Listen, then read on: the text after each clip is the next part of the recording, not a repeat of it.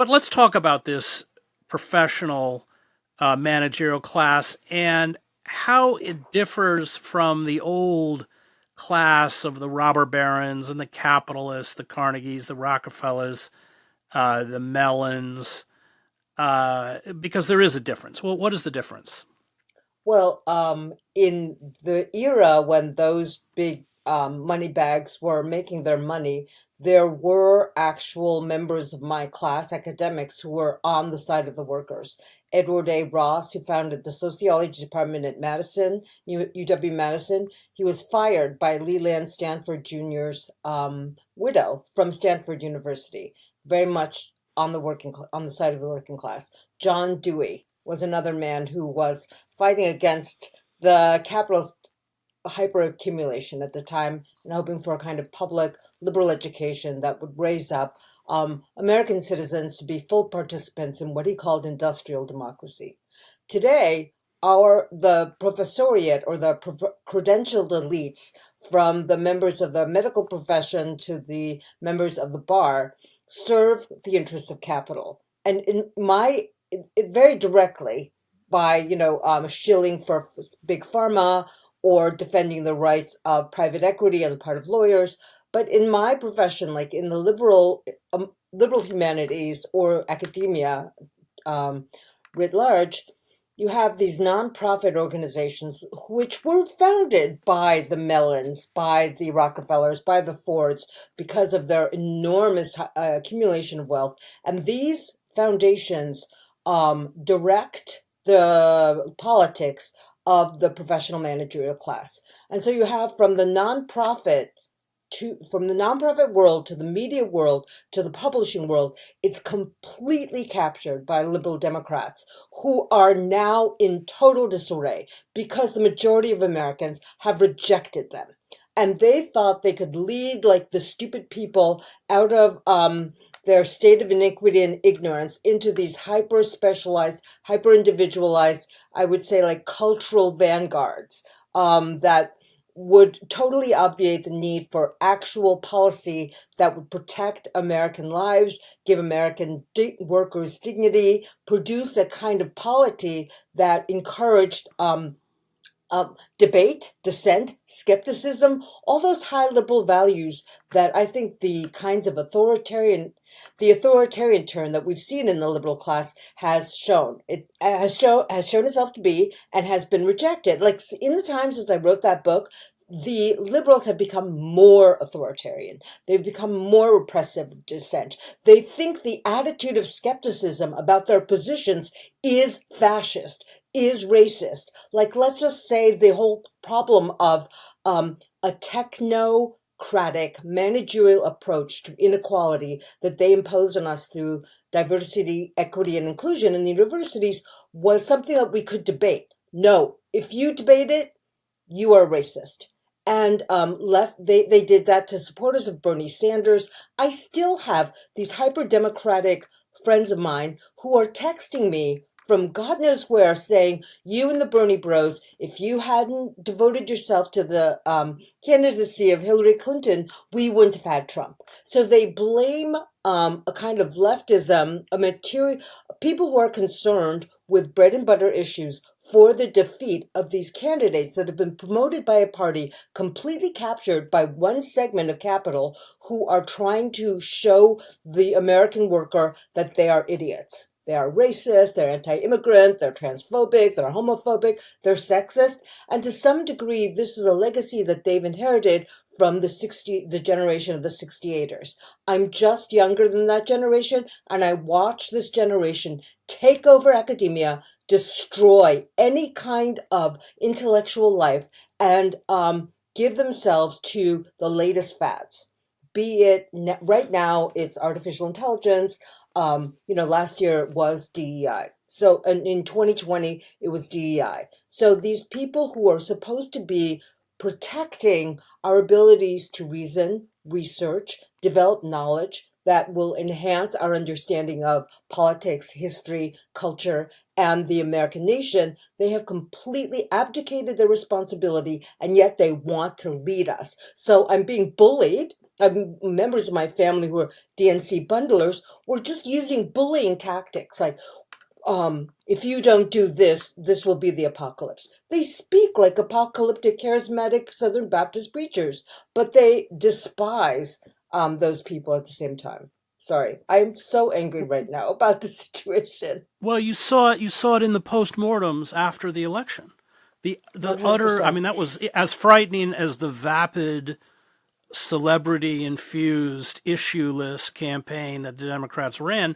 But you saw it afterwards. They proved utterly incapable of any kind of self criticism, self examination at all. Everything became an external force, along with, as you write throughout your book, this demonization of the American working class, which in the system, the neoliberal system they supported, saw 30 million Americans lose stable jobs in mass layoffs. You know, the thing that really struck me was watching Pod Save America's um, post-election debrief with David Plouffe, who had been the campaign manager for Obama, and Quentin Fawkes, and they were discussing the trans ad in the that played during the World Series. I mean, we watched it religiously because we're in Southern California, where, Trump says Kamala is with they, them, Trump is for us or with us. And the Pod Save America guys asked Plouffe, why didn't you respond? Why didn't you respond more forcefully? You know what he said? He goes, um, well, we focus grouped and tested it, and that ad didn't move the needle. Like, they were in a box. They didn't go outside. They didn't talk to Americans. They didn't talk to people. They don't know people. We are more working people, blue collar people. We are in the most class segregated version of American society that has ever existed, and they were just in a box looking at their numbers, looking at focus groups, looking at polls. I don't know who they were paying to do those polls, but they burned $1 billion on them. And they thought, well, if we counterpunch, it won't move the needle.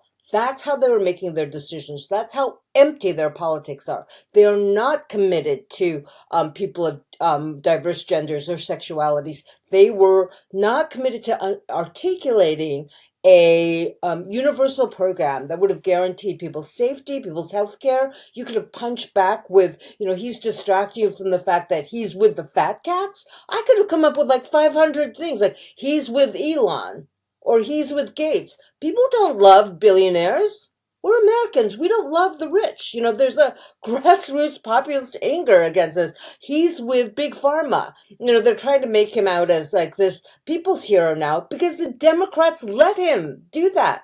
They let the GOP do that. Look, what they could have said, he's with your landlord.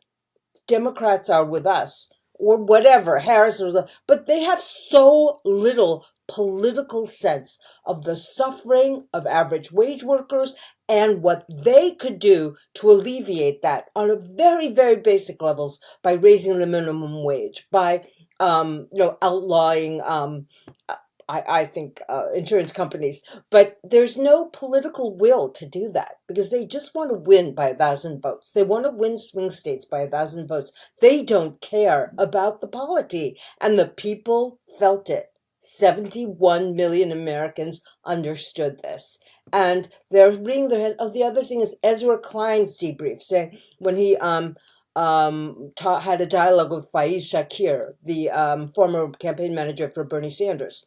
And they're in dialogue with each other, and Klein is saying, I just don't understand why people are so angry. I don't understand what this populism is. And Shakir would go through and say, this is what happened with NAFTA. This is what happened with TPP. This is what happened with pillaging of homeowners' assets in 2008, 2009. This is what didn't happen for the Democratic Party. And you know what Klein would go? He'd go, I just don't understand. I just don't understand. He doesn't want to understand because he was standing right next to Obama during the reform of American healthcare saying, universal payer, single payer, can't happen, can't happen. And he was part of American Prospect. He was part of lobbying groups. He was supported with every single sinecure and fellowship a Democratic pundit could have received. And he was able to say next to Obama and say, single payer, not going to work. We have to have the marketplace. We have to have the ACA. So he's responsible. So this is what I'm thinking, Chris, is when the magnitude of your error is so huge, there's no way you can have even reach self-criticism. Like if I made a mistake in my research, if you made a mistake in your research, you can say, I'm sorry, the Shah wasn't in Berlin, but I still stand by my idea that, the people of Iran hated him. I don't know, something like we could correct, but their error is like galactic. So you can't. Well, They can't admit they're wrong. They're trapped in an echo chamber of which the media plays a very significant role. Thomas Friedman gets $40,000 a lecture because he flies off to corporate weekends and tells the corporatists exactly what they want to hear. It's, how many times has Thomas Friedman been wrong on frankly, just about everything. Right. But it's so self-referential. Yeah, that in a way, and they don't. And you're right. They live in their own kind of version, especially the upper levels. They live. A New Yorker writer called it Richistan. They don't fly commercial jets. They've utterly severed themselves from society, which is why they're so clueless and why the moment's so dangerous, and why, of course, Trump won, and why they're so hated, as they should be hated. I mean, they're pretty repugnant figures, scolding the rest of us constantly, as you point out in the book.